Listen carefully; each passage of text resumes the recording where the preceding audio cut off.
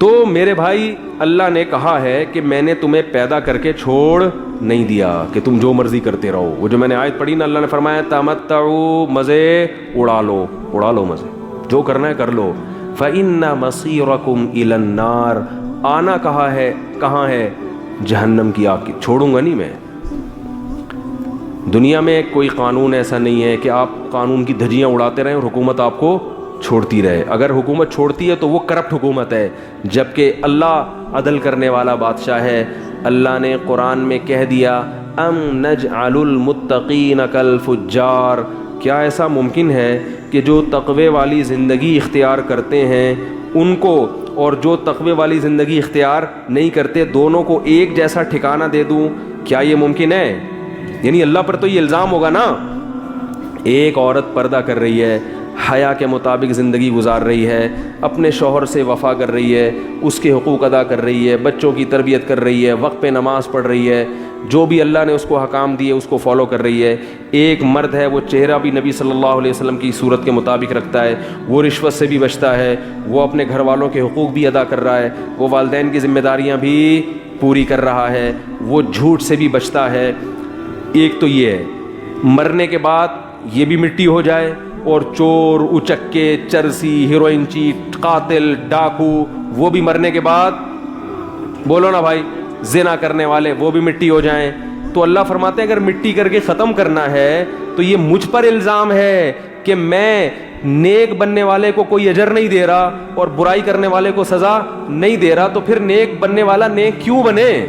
کیا کہ اللہ جب دیکھو, اگر آپ کو ایم اے کے پیپر دینے, آپ نے ماسٹر کرنا ہے کسی میں اور آپ محنت کر رہے ہو, لیکن کسی نے آپ کے کان میں آ کے بتا دیا کہ حکومت نے اعلان کیا ہے کہ ایم اے اسلامیات یا ایم اے انگلش یا کوئی بھی جو ہے نا ماسٹر جب آپ کرو گے تو حکومت نے یہ کلاس ہی ختم کر دی ہے.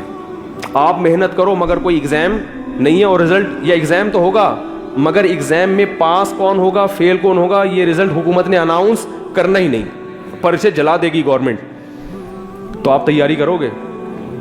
بولے کہ بھائی یہ امتحان ہی نہیں ہے, یا امتحان تو ہے لیکن رزلٹ ہی اناؤنس نہیں ہوگا, تو میں پاگل ہوں جو میں اتنی محنت کروں؟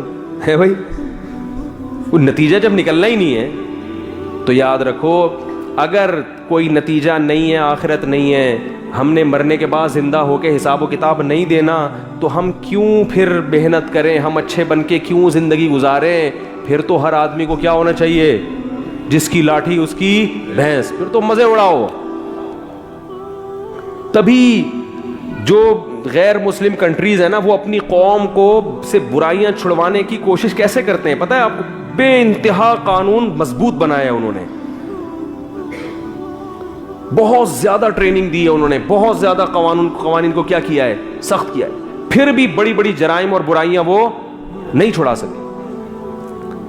کتنی ایک جرم اپنے آپ کو قتل کرنا کتنا بڑا جرم ہے, یہ جرم دنیا نہیں چھڑا سکتی. مسلمانوں میں خودکشی کا ریشو سب سے کم ہے, حالانکہ بے روزگاری سب سے, جہالت سب سے. ہمارے ہاں تو ایک آدھ گنے چنے سائنسدان ہیں, ان کے بیچاروں کے ساتھ بھی جو حشر ہوا ساری دنیا جانتی ہے, پھر بھی وہ خودکشی. جاپان کے کسی سائنسدان کے ساتھ یہ حال ہوتا فوراً کھمبے سے لٹکتا. کیا خیال ہے؟